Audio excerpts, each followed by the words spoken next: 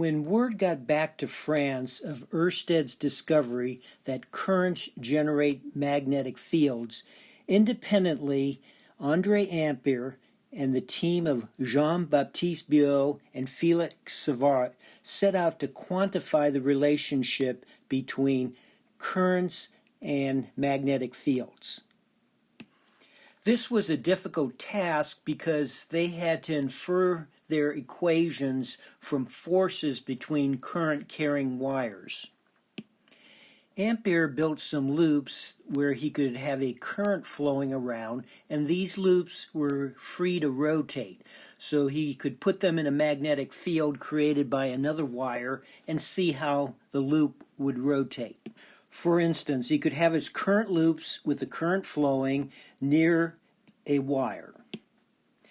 Now he would pass a current through his wire. His current loops would rotate, and if the current in the wire was flowing up, the current loop on the right would rotate so that the current is flowing in a clockwise direction, and the one to the left of the wire would rotate such that the current is flowing in the counterclockwise direction. Later on, you will have developed the mental models that it will be very easy for you to figure out how these current loops rotated due to this current in the central wire. Another experiment was to pass a current through a straight wire that was free to move. The wire was resting on pools of mercury, which is a conducting liquid at room temperature. In the presence of a magnetic field, this wire would move when a current was flowing through it, but it never moved in the direction of the current flow. No matter what magnetic field was introduced, the movement was always perpendicular to the current flowing in the wire.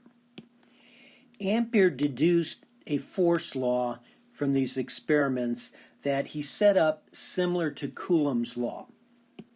Even though he was dealing with wires, he thought of differential current elements in those wires. So here's one wire with the current I1 flowing in it. Here's the other wire with the current I flowing in it. The force exerted on current element I sub 1 dl sub 1 due to current element I dl is equal to some constant, mu sub 0, the permeability of free space, times I sub 1 dl sub 1 cross product with I dl crossed with a unit vector pointing from I dl to I sub 1 dl sub 1 divided by 4 pi, the distance between the two elements, squared.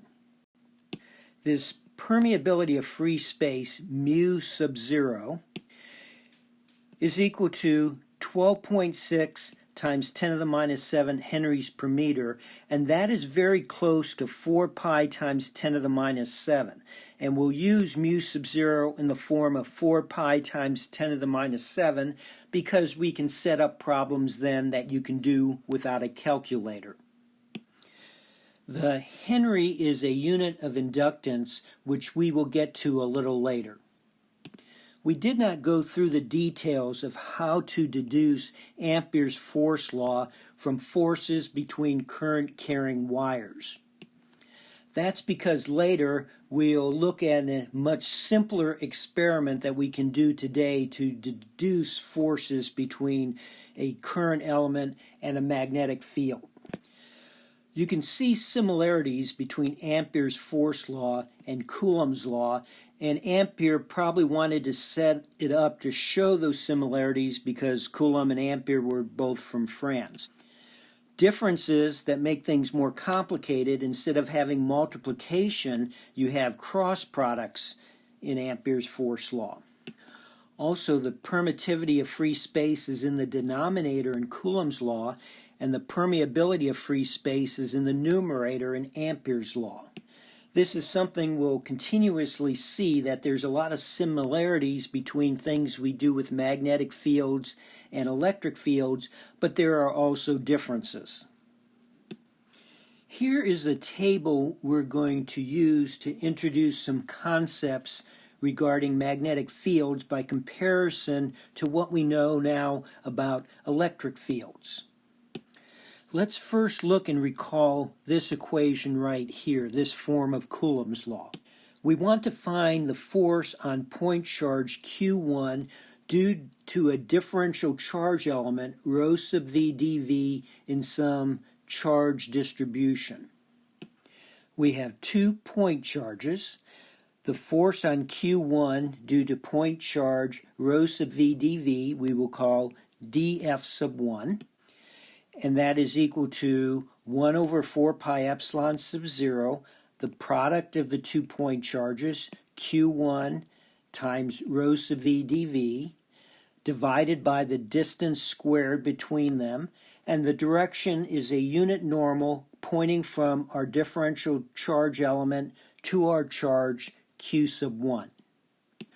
To get the total force on Q1 due to our whole charge distribution, we would just perform an integral of this equation over our charge distribution.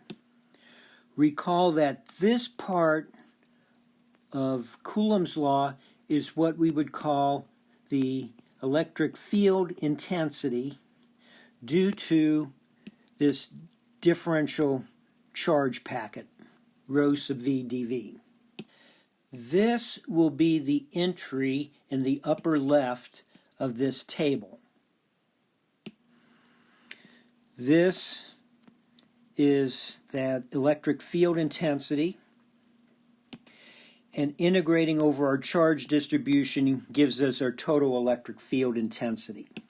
Now let's look at Ampere's force law.